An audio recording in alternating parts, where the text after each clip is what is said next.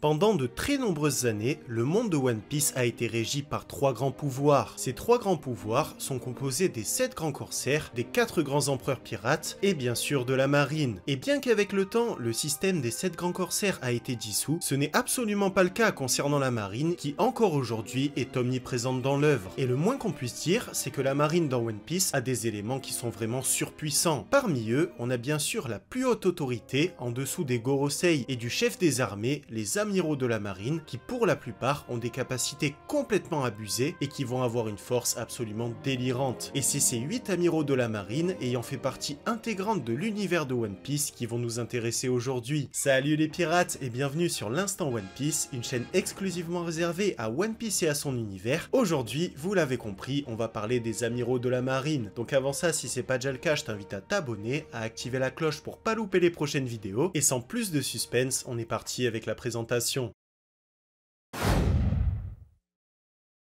Au sein de la marine, les amiraux sont au nombre de 3. Ces officiers sont les hommes les plus forts et les plus hauts gradés de la marine, et seul l'amiral en chef est au-dessus d'eux dans la hiérarchie. Dans One Piece, les amiraux vont représenter l'ordre et la justice sur Terre, et à la base, leur mission est de protéger la population. Par conséquent, ils sont assez libres de leurs actions, puisque avant de faire partie du gouvernement mondial, ils sont avant tout représentants de la justice. Pourtant, chaque amiral va avoir sa propre vision de la justice, et va avoir des agissements plus ou moins corrects en fonction de la personne, des agissements qui pour certains sont complètement contraires à l'idée de la justice qu'on pourrait avoir. Chaque amiral va détenir un Denden Mushi doré afin de pouvoir faire appel au Buster Call en cas de besoin, comme ça a été le cas par exemple avec le Buster Call d'Ohara qui était destiné à anéantir les savants. À ce jour encore, les seuls chefs des amiraux de la marine vont être bien sûr l'amiral commandant en chef, le commandant des armées et les Gorosei. Parmi les pouvoirs qui leur sont attribués, les amiraux ont aussi la possibilité de révoquer un grand corsaire si par exemple ce dernier a commis des actes qui ne leur conviennent pas, et malgré leur apparente liberté, les amiraux ont avant tout pour devoir de protéger les nobles mondiaux.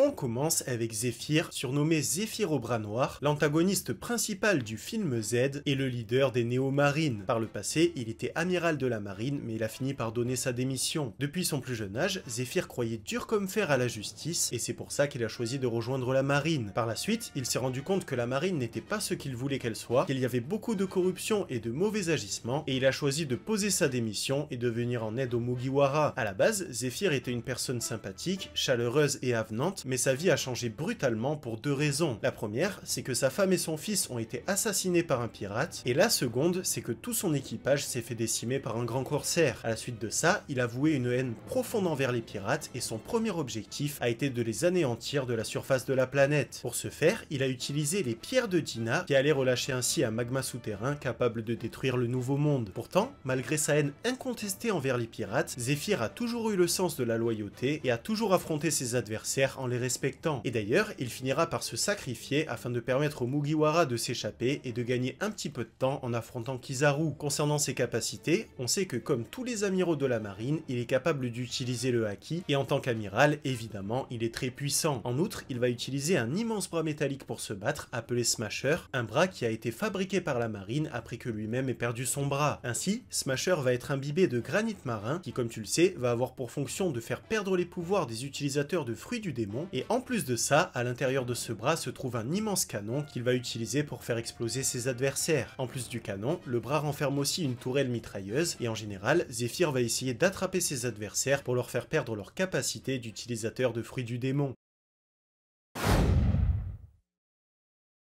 On poursuit avec Sengoku, alias Sengoku le Bouddha, l'ex-amiral commandant en chef de la marine. Avec barbe blanche et garpe, Sengoku est une des figures majeures de l'âge d'or de Goldie Roger, et même aujourd'hui, alors qu'il a démissionné de son poste d'amiral en chef, il continue de l'être. Après l'ellipse, Sengoku a démissionné de son poste pour devenir inspecteur général dans la marine, et comme tu le sais, par le passé, il a élevé Rocinante comme son propre fils. Sengoku est un soldat qui a une confiance totale envers le gouvernement et envers la justice qu'il applique, et il va détester par-dessus tout surtout qu'on critique sa façon de faire. De ce fait, il est généralement sans pitié envers les pirates et envers tous ceux qui vont atteindre au gouvernement mondial, et c'est pourquoi, 20 ans plus tôt, il a donné son accord pour le Buster Call d'Ohara. Et d'ailleurs, ce qui est drôle avec Sengoku, c'est que malgré son surnom de Bouddha, il va être très facilement agacé et énervé. Concernant ses capacités, Sengoku a mangé le Ito Ito no Mi, modèle Bouddha, un fruit de type Zoan mythique qui lui permet d'augmenter instantanément sa taille pour se transformer en un gigantesque Bouddha très puissant. Et bien qu'on ignore encore s'il s'agit de sa forme complète ou de sa forme hybride, on sait qu'en général, les fois où Sengoku va se transformer sont très rares, puisque très rares sont ceux qui l'ont vu se transformer au sein de la marine. Sous cette forme, il peut envoyer des ondes de choc surpuissantes qui ont couché pendant plusieurs secondes Teach et tout son équipage, et en plus de ça, Sengoku maîtrise très bien le haki de l'observation et même le haki des rois, même si on l'a pas encore vu l'utiliser.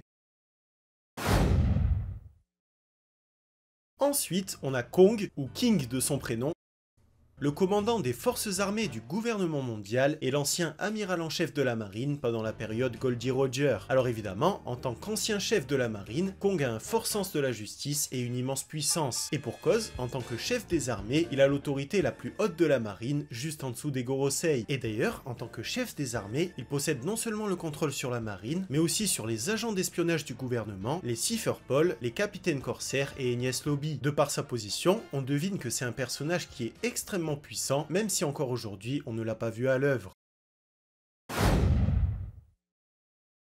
Ensuite, on a Kuzan, alias Aokiji, l'un des 3 anciens amiraux de la marine. Par le passé, Kuzan était un vice-amiral qui a participé au Buster Call d'Ohara avant de devenir un des plus puissants amiraux de la marine. Et d'ailleurs, il était si puissant qu'il a été recommandé par Sengoku pour être amiral en chef, mais suite à son combat avec l'amiral Akeinu qu'il a perdu, il a choisi de démissionner de la marine et de partir. Après l'ellipse, il a fait son grand retour à Punk Hazard afin d'empêcher Doflamingo de tuer Smoker. Plus tard, on apprend qu'il a décidé de s'associer à l'équipage de Barbe Noire, même si on ne sait pas trop encore pourquoi. On sait pas si c'est parce qu'il veut devenir un espion, si c'est parce qu'il travaille encore dans l'ombre de la marine, ou si tout simplement il a un autre but en s'associant aux pirates. Quand il nous a été présenté, Aokiji a été représenté par Robin comme étant l'amiral le plus puissant de la marine, et malgré son ancienne position très importante, Aokiji est un personnage très feignant et relax. Et d'ailleurs, en tant que bon représentant d'Oda, on a bien vu qu'il aimait draguer les filles, comme ça a été le cas par exemple avec Nami, et encore aujourd'hui, c'est un personnage qui est très ambigu dans l'œuvre. Et d'ailleurs,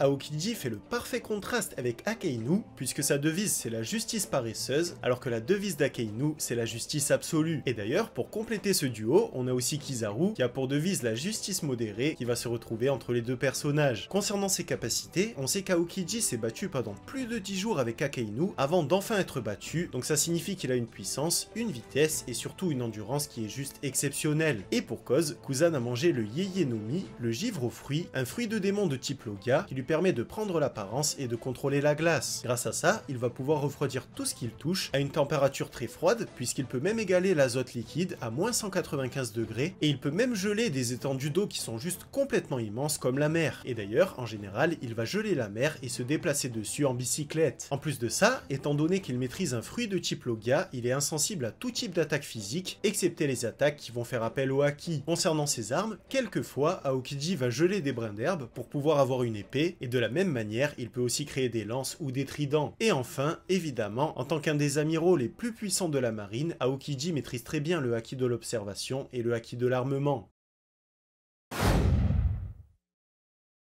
Ensuite, on a Borsalino, alias Kizaru, le singe jaune. Après l'ellipse, Kizaru est le seul qui a gardé son poste d'amiral au sein de la marine, en sachant que Akeinu est devenu amiral en chef et que Aokiji a démissionné. Borsalino a rejoint la marine à l'âge de 26 ans, et à la base, c'était l'élève de Zephyr. Et d'ailleurs, déjà à l'époque, les deux personnages étaient considérés comme des énormes monstres. Un peu comme Kuzan, Kizaru est un personnage qui est toujours détendu, très calme, et même un petit peu bête, on peut le dire, puisqu'il va parfois se tromper d'escargophone pour parler, ou encore il va demander des renseignements à des pirates qui voulaient l'attaquer. Pourtant, malgré son apparence très zen, Kizaru est un personnage extrêmement puissant, qui va toujours accomplir les ordres qu'on lui donne jusqu'au bout, et qui ne va présenter aucune pitié envers les pirates. Et d'ailleurs, Borsalino est considéré comme un des éléments les plus précieux de la marine, et il est même appelé l'as des as par ses collègues. Concernant ses capacités, il maîtrise un très puissant haki de l'armement, et on l'a vu parce qu'il a même réussi à blesser Marco sous sa forme de phénix, à contrer les coups d'épée de Rayleigh, qui était pourtant un des personnages les plus puissants puissants de One Piece, ou encore il a encaissé une des plus puissantes attaques de Marco sans broncher et sans présenter de signes de blessure. Concernant son fruit du démon, Kizaru a mangé le Pika Pika no Mi, un fruit de type Logia qui lui permet de se changer en lumière. De ce fait, comme tous les utilisateurs de Logia, il ne va pas être sensible aux attaques physiques, mais surtout, il va utiliser la caractéristique principale de la lumière, sa vitesse. Comme tu le sais peut-être, la lumière se déplace extrêmement rapidement, à environ une vitesse de 300 000 km par seconde, c'est-à-dire 7 fois le tour de la Terre en une seule seconde. Grâce à ça, il va pouvoir prendre de vitesse tous ses adversaires et les pulvériser avec des attaques surpuissantes, ou encore, il va pouvoir utiliser ses capacités pour tirer des lasers, ou même se fabriquer une épée pour pouvoir contrer ses adversaires. D'ailleurs, il est tellement rapide que seuls les personnages ayant un acquis de l'observation extrêmement poussé vont réussir à le voir, mais bizarrement, ce fruit qui donne la vitesse la plus rapide de tous les utilisateurs de fruits du démon appartient à un personnage qui est de base très lent. Ensuite, on a Aramaki, alias Ryokugyu, un des amiraux actuels dans la marine. Avec Isho, ce sont les deux nouveaux amiraux de la marine qui ont été recrutés après Marineford, et son épithète japonais signifie taureau vert. Comme Aokiji, Ryokugyu semble être un personnage qui est extrêmement calme et paresseux, et lui aussi, il va aimer les belles femmes. Concernant sa puissance, selon Doflamingo, elle rivalise plus ou moins avec son partenaire Isho, et d'ailleurs, la Cross Guild a mis sur sa tête une prime de 3 milliards de berries. Concernant son fruit du démon, on sait qu'Aramaki a mangé le Mori Mori no Mi, un fruit de type Logia qui lui permet de créer, contrôler et de devenir l'élément de la forêt. Grâce à ça, il va pouvoir faire pousser une fleur tournante géante sur son dos qui va lui permettre de voler, ou encore transformer ses doigts en longues racines avec lesquelles il va pouvoir transpercer ses adversaires et les boire. En effet, grâce à son fruit du démon, il a obtenu la capacité d'absorber les nutriments d'un organisme, et grâce à ça, il va pouvoir vivre sans manger pendant plusieurs années. Ensuite, on a Isho, alias Fujitora, qui a rejoint la marine au même moment que Ryokugyu. Fujitora a un caractère très particulier, puisqu'en général, il va faire confiance aux gens, même si ces gens sont des pirates ou des escrocs, et truc de fou, il a choisi lui-même de devenir aveugle afin de ne pas voir la corruption et les mauvaises choses de ce monde. Pourtant, même s'il est naïf, une fois qu'il va se rendre compte qu'on s'est joué de lui, il va devenir extrêmement cruel et ne va pas hésiter à pulvériser ses adversaires. Et pour cause, même en étant aveugle, c'est un personnage qui est extrêmement puissant, et d'ailleurs, pendant les combats, on ne va même pas se rendre compte de sa cécité. Fujitora semble aussi très préoccupé par la sécurité des gens avant tout, et il possède de très nombreuses valeurs qui se font très rares au sein de la marine, comme par exemple quand il a détruit un restaurant et qu'il a payé des dommages et intérêts aux propriétaires. Comme son acolyte, la Cross Guild a mis une prime sur sa tête de 3 milliards de berries, et pour cause, Fujitora est considéré comme un des amiraux les plus puissants de la marine. Un amiral qui évidemment possède un acquis de l'observation et un acquis de l'armement qui sont très poussés, et d'ailleurs, il va très bien compenser sa cécité avec son acquis de l'observation qu'il va projeter comme une aura, un petit peu comme le N dans Hunter x Hunter pour pouvoir repérer ses ennemis. Concernant son fruit du démon, il a mangé le Zushi Zushi no Mi qui lui permet de contrôler la gravité, et de ce fait, il peut créer d'énormes prouesses comme par exemple faire pop des météorites du ciel, clouer ses adversaires au sol, ou encore faire léviter des navires de guerre qui sont pourtant très lourds. En plus de ça, Fujitora va utiliser une canne en bois qui va cacher son épée, une canne qui semble être liée à ses pouvoirs, puisqu'à chaque fois que Fujitora va utiliser ses pouvoirs, il va sortir sa canne. Et même si on ne connaît pas ses compétences en tant qu'escrimeur, on sait qu'encore aujourd'hui, Fujitora est un des personnages les plus puissants de One Piece. Et on termine évidemment avec l'amiral commandant en chef Sakasuki alias Akainu, le commandant suprême de toutes les forces de la marine du monde. A la base, Akainu nous a été présenté comme un vice-amiral qui commandait le Buster Call d'Ohara, puis il est devenu amiral, a affronté Aokiji pendant plus de 10 jours, a gagné le combat et est devenu amiral en chef. Aujourd'hui encore, c'est un des antagonistes principaux de la série et son épithète japonais signifie chien rouge. Déjà en tant qu'enfant, c'est un personnage qui avait un sens aigu de la justice, qui était très rigide, très carré et très sévère, et par la suite ça s'est d'autant plus vu en tant qu'amiral. En effet, Akainu n'a pas hésité à détruire un bateau de réfugiés parce qu'il soupçonnait qu'il pouvait y avoir une toute petite possibilité qu'un chercheur se cachait à bord, et selon sa logique, sa justice est implacable et il préfère tuer absolument tous ceux qui ne vont pas être d'accord avec lui. En plus de ça, malgré son statut d'amiral, Akainu ne va pas hésiter à utiliser la ruse et la fourberie pour tromper ses adversaires, comme on l'a vu quand il a réussi à manipuler Squardo en lui faisant croire que s'il poignardait Barbe Blanche il pourrait les épargner, ou encore quand il a insulté Barbe Blanche dans le but de mettre en colère Ace et de retarder son évasion. Alors évidemment, en tant qu'amiral en chef de la marine, Akainu est un des personnages les plus puissants de tout One Piece, et on l'a vu dans son combat avec Aokiji, qu'il a fini par gagner après 10 jours de lutte acharnée, et d'ailleurs, il est très craint par les pirates, mais aussi par ses collègues. Et d'ailleurs, quand Vanogur l'a identifié au sein d'un navire de la marine, Barbe Noire a immédiatement pris ses jambes à son cou, même si pourtant, il venait d'obtenir les pouvoirs du Guragura no Mi de Barbe Blanche, qui est le paramécia le plus puissant du monde. Et pour cause, Akainu possède le Magu Magu no Mi, le fruit du magma, un fruit de type Logia qui va lui donner le contrôle absolu du magma. Un magma qui va être beaucoup plus chaud que le feu, et qui de ce fait, va surpasser les pouvoirs du pyrofruit, comme on l'a vu avec Ace qu'il a assassiné. Donc voilà pour cette vidéo, j'espère qu'elle vous a plu. Si c'est le cas et que vous voulez me soutenir comme d'hab, pensez à la liker et à vous abonner. Dites-moi en commentaire quel est votre amiral préféré de tout One Piece, et de mon côté, je vous dis à très vite pour de nouvelles aventures.